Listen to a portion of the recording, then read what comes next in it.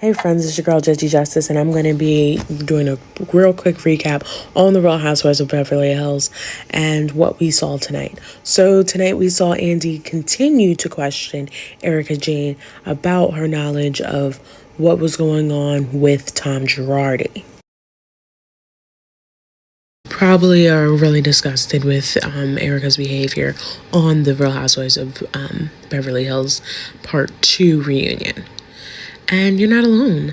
Tom and Erika, but I feel like they're in cahoots, even though she's trying to come up with this victim story that she wasn't allowed to have this money and she had to just ask, and she had to bring, just walk on over and bring her $30,000 check from Bravo and be like, here you go, sir. I don't believe any of it. If Girardi Keys has $70 to $100 million at any given point during this time before the scandal, and his wife for $30,000, when she, by her own admission, does $40,000 in just glam, has a Range Rover that starts, those start at about $100,000 cars, and you living these mansions, you may be not owning the private jets, but you're chartering these private jets, and you really think that we're going to believe that he really wanted your money. We know that Tom, being under this conservatorship, means that he will not face criminal charges because he will not be able to be deemed fit enough for trial since his conservatorship went through. And it turns out that the show didn't really expose them. They have been having these troubles and getting sued for decades.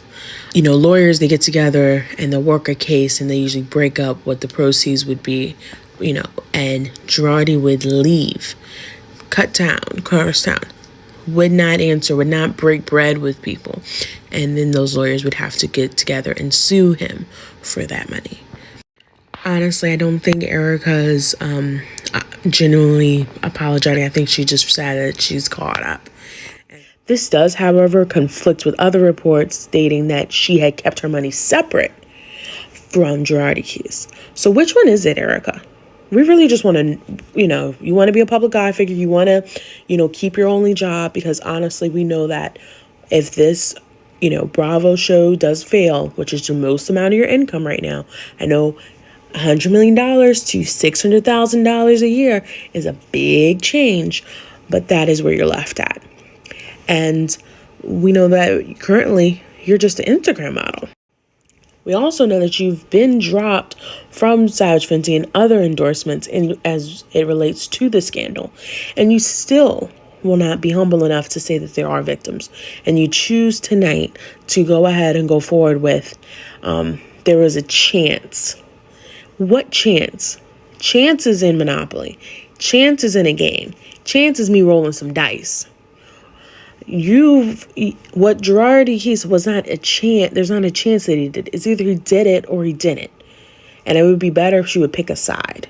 Well, even though there's other ladies on the show, what they're going through is minimized so much. Their storylines are flattened all to what Erika and Tom Girardi. And I feel that's so unfortunate because they seem to be such great ladies and we still don't get the opportunity. Now, I feel that Garcelle, she needs an award because the way they're yelling, gaslighting her, all this stuff, and she just sits there chill, unbothered. Man, that's a strong queen, okay? Not a woman, a queen. What do you think is going to be coming out in part 3? Because remember, this is a part 4 reunion. Let me know what your comments are down and below. Again, this is Judgy Justice, and my judgment for this, I'm going to rate this overall an 8. Because seeing Erika bothered makes me happy.